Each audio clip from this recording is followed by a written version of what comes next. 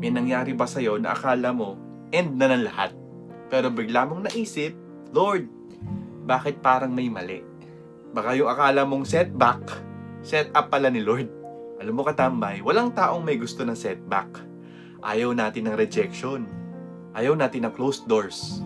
Kapag may hindi natuloy, ang unang naiisip natin, failure, sayang, talo. Hindi lahat ng setback ay pagkawala. Minsan, repositioning lang yan. Minsan, tinatanggal ka ni Lord sa isang lugar, hindi para pabaksakin ka, kundi para ilagay ka sa mas tamang lugar. Tingnan mo si Joseph sa Bible, pinagkanulo siya ng mga kapatid niya. Binenta bilang alipin, nakulong kahit walang kasalanan. Sunod-sunod na setback. Pero sa dulo, siya ang ginamit ni Lord para iligtas ang buong bansa mula sa pagkagutom. At sabi ni Joseph sa Genesis 50 verse 20, "You intended to harm me, but God intended it for good." Ibig sabihin, ang setback sa mata mo, set up pala sa plano ni Lord. Hindi aksidente ang nangyari. Hindi nasayang ang sakit. Hindi walang saysay ang paghihintay. Isipin mo, photography.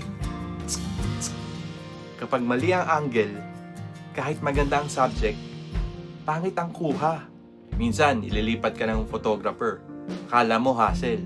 Pero paglipat mo, biglang perfect shot.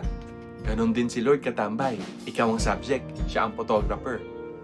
At minsan, ang setback mo ay paglipat niya ng angle para mas makita ang ganda ng ginagawa niya sa'yo. Ano ba yung mga ilang signs ng setback na actually set up pala ni Lord?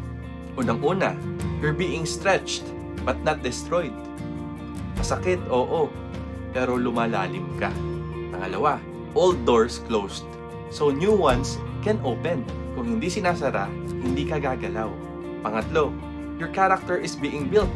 God cares more about who you are becoming than where you are right now. Pang-apat, you're being prepared for something bigger. Hindi ka pa ready noon, pero magiging ready ka. Kaya katambay, kung nasa season ka ng setback ngayon, huwag mong isulat agad na failure ang kwento mo. Ito what if this delay is divine? This rejection is redirection. This loss is preparation. Because God is an expert in turning mess into message, pain into purpose, and setbacks into setups. And one day, you will look back at this chapter and say, Lord, akala ko end na, pero simula pa lang pala. Kapit lang. Your setback is not your stop. It's God setting you up for something greater than you could ever imagine.